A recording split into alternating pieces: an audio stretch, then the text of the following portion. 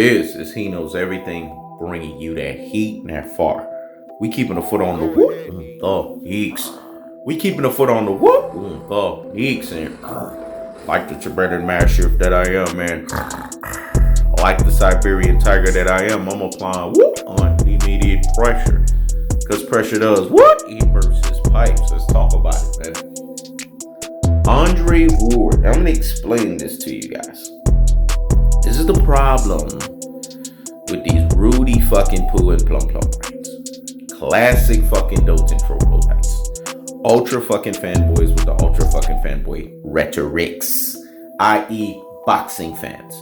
Black boxing community fan bases or so-called variations.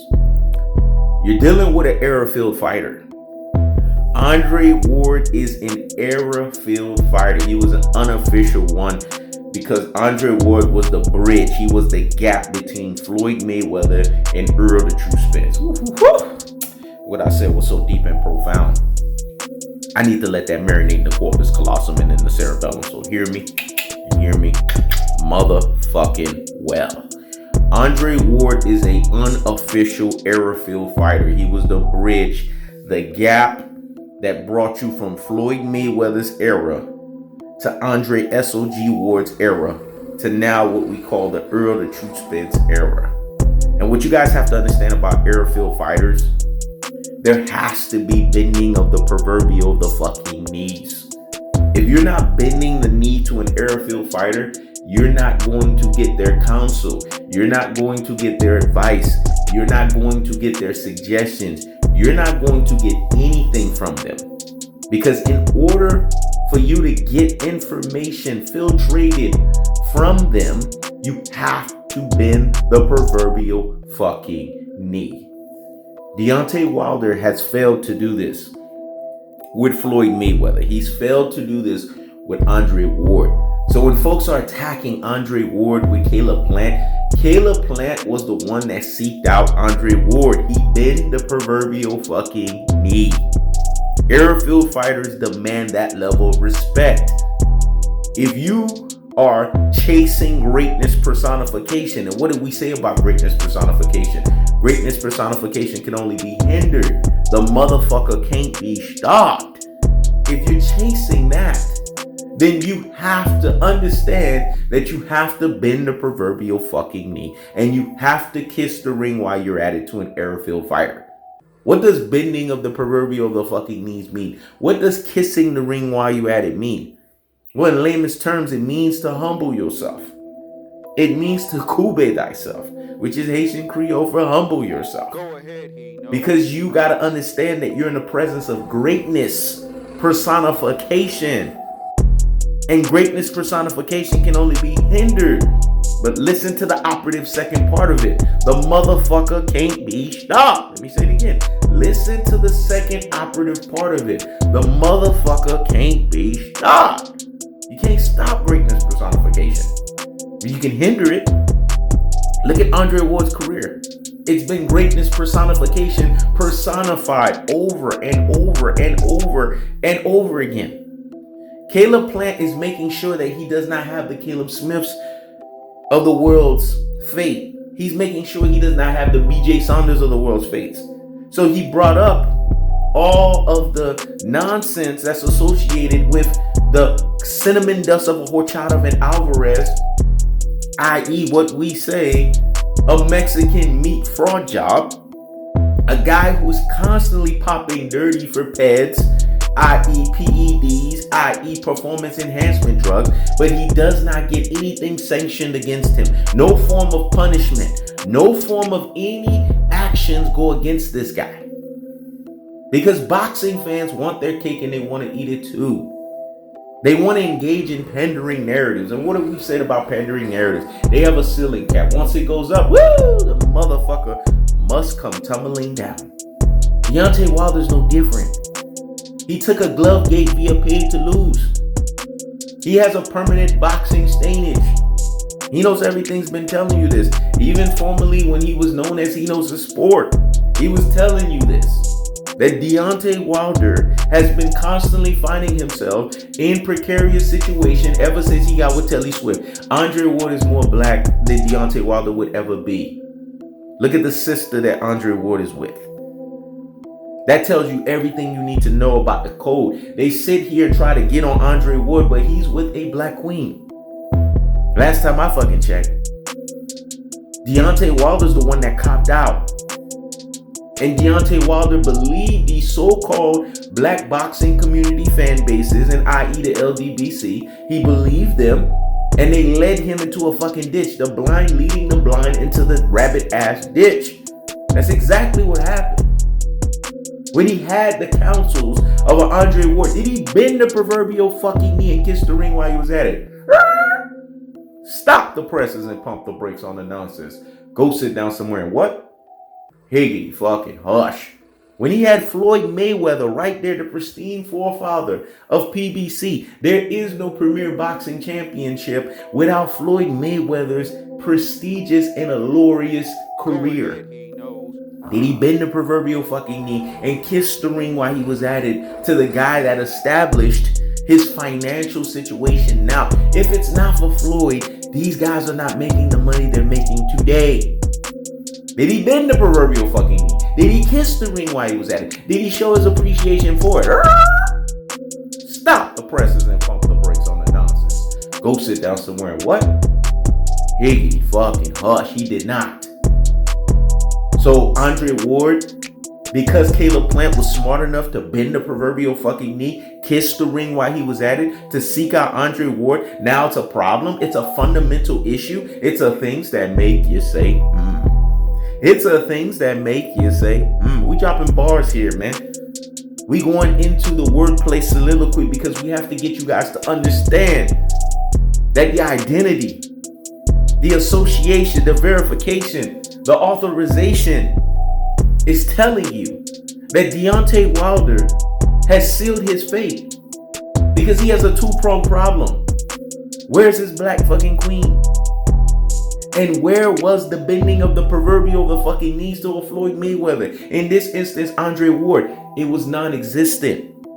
And after he took the glove gate, paid to lose boxing stainage, you would have thought, to ensure that he does not repeat that effect and not repeat that whole nonsense where he engaged into this WWE shit. I done told you guys, man, he knows everything he's been telling you guys. It's like all these other boxing fans, choing boxing fans, they wake up and they realize so many years later, so many months later, oh yeah, the three-pronged monster exists. The three-pronged monster in boxing always exists. Economics, politics, and pugilism is always there.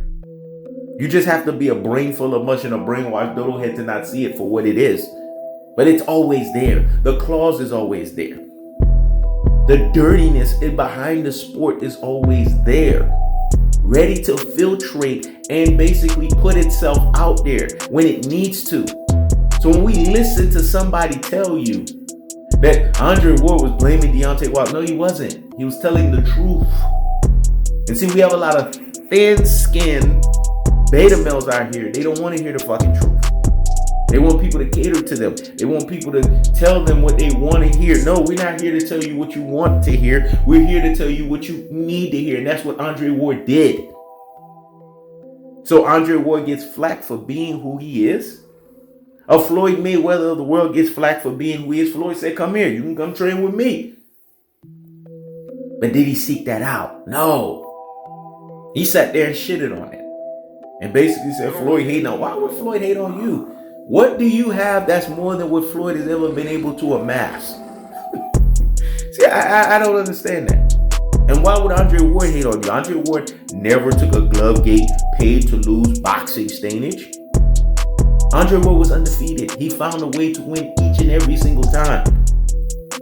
So Deontay Wilder, the blame is Deontay Wilder's own self.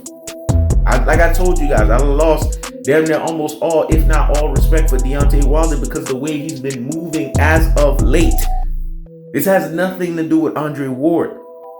So now we're going to blame Caleb Smith for being smart and realizing, okay, this guy right here that I'm about to fight is a boxing, judging, gifting, decision type of dude. He's a paid to lose type of dude, a super paid to lose type of dude, a wounded animal type of dude, a cherry picking type of dude, a draining you of a full boxing training camp type of dude, a rehydration clause type of dude, a catchweight king type of dude.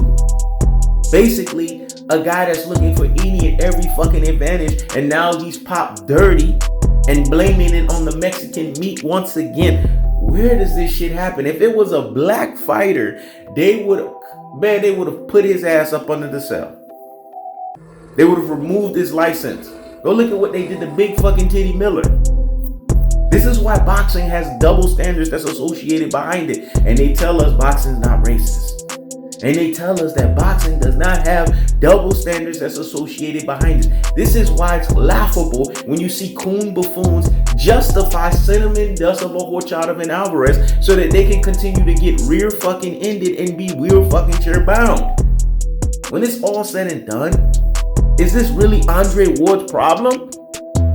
Or is it the lack thereof of Deontay Wilder not reading the climate, not reading the forecast, and seeing his true potential would have been lied if he would have fell his ass up on the Andre Ward of the world, fell his ass up on the Floyd Mayweather of the world. Why do you think Earl the Two Spence is the way he is right now? Because he bent the proverbial fucking knee and kissed the ring while he was at it to Floyd Mayweather. Kobe Bryant did it to Michael Jordan.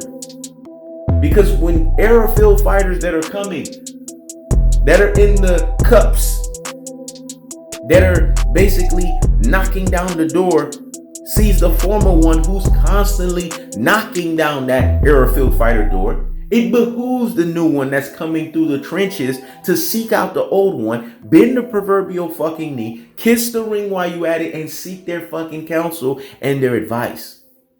So again, whose fault is this? Is this Andre Ward? Or is it the lack of comprehension? The lack of Deontay Wilder seeing the ascension. The lack of Deontay Wilder basically seeing the elevation of him seeking out an airfield fighter. You guys tell me that. See, this is the pandering narratives that these so-called black boxing community fan bases, i.e. LDBC, want to put out. They want to put out that there is an issue with Deontay Wilder, when in actuality, the issue that's staring Deontay Wilder is in his own rabbit ass face. If he looks in the mirror, he will see that Malik Scott, not the right fucking choice. A guy that you knock out should not be training you. That makes absolutely no sense. And when Andre Ward said, hey, an airfield fighter counsel and advice, why the fuck does Deontay Wilder got headphones on? I've never seen him not have headphones on. Something ain't right. Because an airfield fighter always understands the climate. They always understand the atmosphere that they're in. And when something is wrong from an atmospheric standpoint, they point that shit out. Because the climate is not clear. There's scattered showers every fucking where. And if there's scattered showers everywhere, then you have to point it out. Why is it so fucking gloomy? That means the person is not being authentic to themselves. They're not being who we know them to be. There was no Bronx Bomber activated. There was no bomb squad. So yes, criticisms will be pointed out. And if Deontay Wilder can't stand in the kitchen, and these Deontay Wilder mites cannot stand in the kitchen, then go crawl your ass right back into that hole that you crawled your ass up out of. Because when it's all said and done, Andre Ward is not the problem. The problem is, always will be, and will continue to be Deontay Wilder. He's his own fucking problem. Because he's being stubborn. And not bending the proverbial fucking knees. Not kissing the ring while he's at it to the Floyd Mayweathers of the world. The Andre Wards of the world. That's not their fucking problem. These guys are airfield fighters that have established airfield feats in their respective boxing careers. So anyone that seeks them out has to bend the proverbial fucking knee. Has to kiss the ring while they're at it. Because absence doing that, you're not going to reach your full potential. That's why the Devin Haney's of the world is not reaching his full potential. Because he's not understanding that succession for him is as simple as bending the proverbial fucking knee, kissing the ring while he's at it to Floyd Mayweather. He does this, he reaches his full potential. But see, a lot of these young fighters, they're short-sighted, man. They don't see the bigger picture. Because they're short-sighted and they don't see the bigger picture, it doesn't allow them to elevate to the positions that they need to elevate to. Again, whose fault is that? Is that Deontay Wilder's fault? Or is that Andre Ward's fault? Or is it Deontay Wilder's fault for him not looking at the climate, realizing that, hey, this is an unofficial airfield fighter. I need to seek his ass out, or I need to seek a Floyd Mayweather. It don't matter. As long as you seek one of them motherfuckers out. And bend the proverbial fucking knee. Kiss the ring while you at it. And guess what? You will sit here and reactivate the bomb squad. You will reactivate the bronze bomber. And you will be in a glorious position to where now, not only will you be able to command inside the ring, these motherfuckers will teach you how to command outside the ring too. That's the cool party. That's the unadulterated. That's the cutthroat truth teller fashion. I keeps the foot on the whoop. Yeeks. I keeps the foot on the whoop. Yeeks. This is He Knows Everything. Check it out.